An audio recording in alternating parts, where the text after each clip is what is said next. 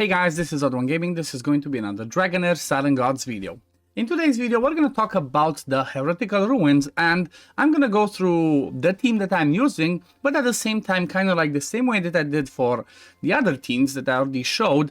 I'm going to try and give you the best, best options and kind of make an ultimate guide on how you can beat the Heretical ruins on any stage. But obviously, what I'm going to show you the team will be on the high stage. Okay, so every single season, now we are in season 3. If you're watching this and you're wondering, this is the season 3 one. Every season they change a little bit the mechanics, the timings of the bosses and whatnot. So for season 3, the boss has a little bit of something different compared to season 2, and the first thing that we notice that's different is the full rotation of the boss. Okay, so the full rotation of the boss is 24 seconds. In season 2, unless I'm mistaken, the full rotation was 30 seconds. So, it kind of gives you some leeway of trying to doing the stuff in different ways. But the principle of this one is kind of a little bit the same. The only tricky thing is the way that the side phoenixes that the bosses, brings, I guess it summons or brings to life, revives. But let's check. So first thing, passive as always. They remove all control effects. Then the first one, which is kind of like the battle skill, spews fireball at the current target and splashes on all enemies inflicted with burn, dealing fire damage and inflicting attack penalty. Okay, so the current target is going to be basically your tank. So he does this one 2 times initially. Then once he gets to the 18 seconds, deals fire damage to everybody. Then induces rebirth, the rebirth of all phoenix eggs. So basically revives them, grants them damage reduction. Okay. If at least one phoenix egg is reborn, gains invisibility for 12 seconds. If no phoenix is born, gains damage reduction for 12 seconds instead. So if you don't kill the side ones before he revives again, he's basically going to gain damage reduction. So you want to keep that in mind. But at the same time, like I mentioned, the side minions will gain that damage reduction, which means they're going to not die as fast. And then when it comes to ultimate, pretty straightforward, deals 5 damage to all enemies, inflicting 2 stacks of burn for 12 seconds. So what this means is, if he does inflict this burn, and then he comes back to doing these 2 hits, these ones are basically going to hit everybody, and they're going to land the attack penalty. So for this one, it's pretty much straightforward when it comes to the debuffs that you want. Well, you're gonna, or like the buffs that you want for cleansing and stuff, you're basically going to want to try and block that burn, or use a cleanse. Okay, that's gonna be the tactic that you want to use. So let's just go in there. Let me show you my team first, and then I guess I'm gonna give you some replacements, some ideas, what you can use and what not. But my team's not gonna be a good example for a guide, because this team, surprisingly, like this team shocked me.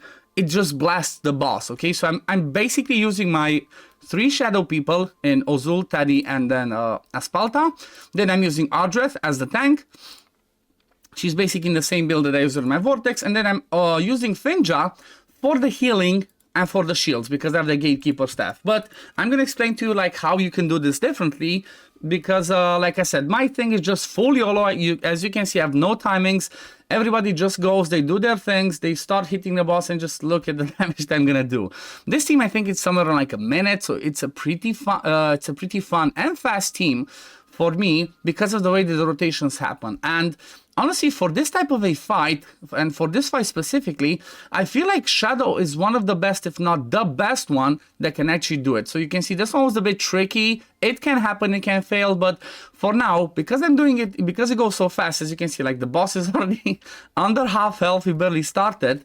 So because it's so fast, even if it does have a chance to fail, I don't really mind, because I just kill it so fast, and it's a minute run, and then I can just go back again if I do fail it, and run it again, and I should win. But the boss is not, it doesn't stand a chance. Okay, the boss does not stand a chance. Hits me, I'm still surviving, and then this one should be almost game over. Why is he not moving? He's I guess my Ozul was drunk. He got drunk there for a second. But if you look at this, 54 seconds, seems like I got my best time right now. So this is the way that I'm doing my team, but again, this team is not the perfect representation of how you should have it. So let's talk about how would you want it. Okay, I'm going to show you a little bit my builds at the end and whatnot, but let me try and explain to you how you should try and do this fight. So first thing, you're going to want to have a tank. This one can be anybody that you want. It can be Ardreth, Fruitbath, Garius, Horus, whichever's your best tank that you already have built, just bring him in the team and then you're good to go. Then the next thing that you want is going to be somebody that does healing, or not just healing, but maybe healing with some cleansing. So if you have a look, the easiest way to look is if you just go on the filters, and let's say I click healing, and then I click debuff, dispel debuff. Okay, so somebody that brings a cleanse, so that when the boss does the last hit, like I said, this one on the ultimate, you cleanse those burns. So you have examples such as you have a Rose, you have a V-Cook that does that, even Anna. You can even use Anna because the boss only places one debuff, at least on everybody. On your tank, you might have attack penalty as well, but you don't really care because your tank doesn't matter if he gets attack penalty. So that's one option, okay? Or even if you have somebody like a Nathaniel that goes in the middle of everybody, he has the cleanse on the battle skill, but that's not as reliable because you cannot time that, okay? So definitely keep that in mind. Then we have people like Garius and Fruitbath, but they do single target. Same thing, you see Ardreth and Finja, they do single target on the battle skill. Then Ardreth when she enhances her hit. So they're not the perfect examples. The best examples would be V-Cook, Rose, or Anna. Okay, that's for cleansing. And the other option is, instead of cleansing, you can go and see somebody that brings, if you look at the buffs, debuff block, okay? And for this one, there's going to be a lot more options, okay? So one of the options that's going to be really amazing, and I like a lot, like I've been liking this hero more and more, is Gladros, okay? But you have to keep in mind the area. So for example, let's say I brought in Gladros for this fight and replaced, I don't know, let's say replaced Finja.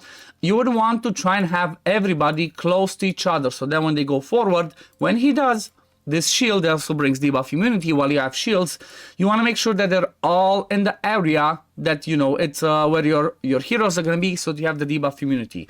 Another good example for something like that is somebody like a Catherine. She brings the same things. You'll check the area and you check the debuff immunity. See if it covers, you're good to go.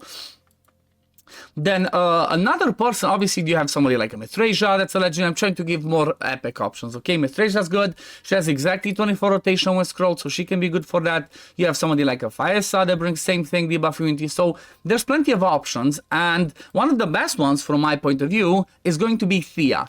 The reason why Thea is one of the best ones is because she's going to be amazing for Grave of Rot as well, because, well, she has the debuff immunity, and if you scroll her, she's on a 16 seconds complete recharge time, okay? This is just amazing. Even if you don't scroll her, she's on a 19 seconds, and that's still a perfect time, because the boss's full rotation is 24, and like I said, if you have a cleanse, you would go over here in the timings as an example. Let's see, let me go back to where's my ruins. Okay, there we go.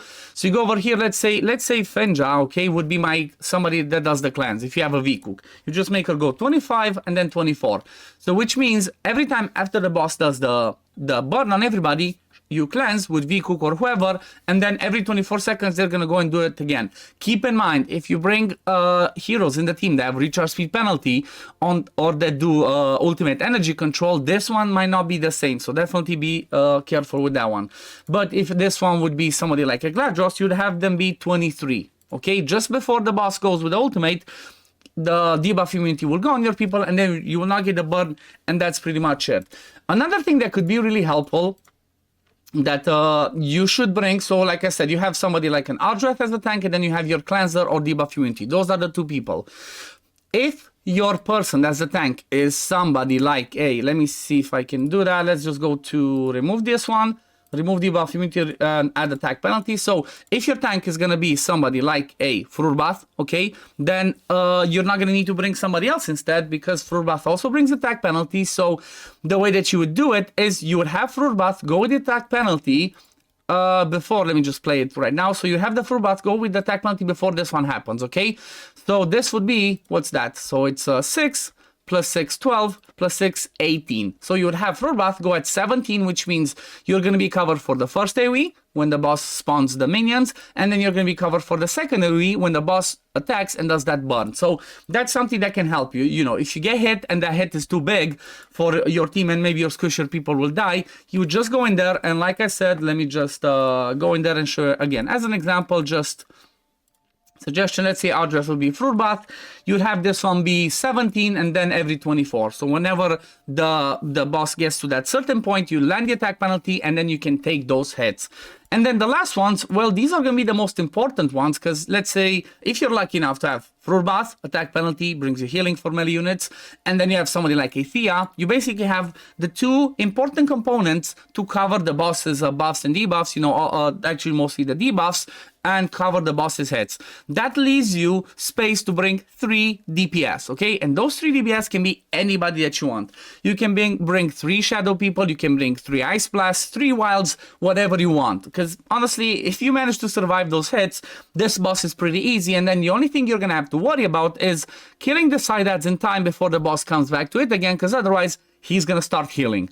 If you cannot do enough damage to get the boss to do the healing side, then you would bring somebody maybe like a Voresh that does debuffs full board, and then you have somebody like a Sigrid that comes in there and does her hit and brings the healing prohibition. So even though the boss would try to heal, you would stop it with this one. So yeah, that's pretty much it. But let me show you now the team that I actually have, and let me show you the builds, because they're pretty fun. So Aldrich, like I said, she's my Vortex build. She's basically just tanky. Just all that you care about. I gave her this. Again, this is mostly for Vortex, so nothing too special. Your tank just has to be tanky, survivable, and you're good to go. Then when it comes to Finja, in my case, she has the Gatekeeper staff, like I said, because any excess healing is transferred into a shield. So she scales off of Enlightenment. I tried to give her as much Enlightenment as I could. I don't have too many things, but she's just in there, like I said, healing and shields, so that I can just blast the boss, basically. Then when it comes to DPS, again, just it's pretty straightforward. They're built with damage. My Azul, obviously, because I have his exclusive artifact. Again, this is not a guide of how of the boss per se, but this is more of a showcase and a guide if you have exactly these people on how you can do it. So he's just straight up build with damage, crit rate, crit damage, and attack. Then I have Taldi. I always call him Taddy, I forgot the L. So Taddy, again, in a damage build, given the Ravagix roots, this is really amazing for epics or rares, as he gets double D stats. And then again, just damage build. I gave defense percent again. This is the way that I have him in Vortex. He doesn't die, so that's pretty good. The only thing that I changed from Vortex to this one is I actually have a Spalta in the Witch's Remains, because she has a pretty wide range, okay? Pretty wide range, which means it's going to cover the boss and the side adds. But the other thing that's really important, and why I really like this team and why this team is so good for this fight, is because they come back, if you have these specific ones, you know, Spalta and Taldi, because they boost the shadow energy so much, you're basically going to have a defense penalty from the Witch's Remains pretty much on all the time. So that's what allows me to just completely destroy the boss. Let's just run this team again to see. But yeah, I think, honestly, from what I've seen, these are the only ones in the game that can keep the debuffs up, a special defense penalty, on all the time. I showed this in my Vortex team as well, and it's the same thing. Because they boost each other's shadow energy, basically every 10 seconds they go and do the ultimate again. You see, we have the defense penalty, it expired, and we pretty much placed it back again. So this is just a thing of beauty. And obviously Ozul does he just does some silly numbers. The damage that he does is just obscene. Like, I really love him. I'm really happy that I managed to get a copy of him, to get his artifact. After playing for almost 4 seasons, this is my 4th season, I'm happy that I finally have an exclusive legendary that has an exclusive artifact, and it's pretty fun, I'm not gonna lie. So if you guys manage to get one and get the chance to do it, you're definitely gonna love it, and you're definitely gonna have fun with whoever that exclusive legendary is gonna be, because they have some pretty, you know, they can do some pretty silly numbers for most of the stuff. But I think we're gonna leave it at this for today, guys. I hope this was helpful, and I hope you enjoyed the fact that I forgot to mention I have my Heretical Ruins t-shirt, you know. But this is like, I slayed the Phoenix and I'm wearing it. But yeah, this is gonna be it for today, guys. Thank you all for watching. As always, if you do enjoy my content, don't forget to like this video, subscribe to the channel to see when I upload next, and I'm gonna see you on the next one. Peace, love, take care, everyone. Bye, guys.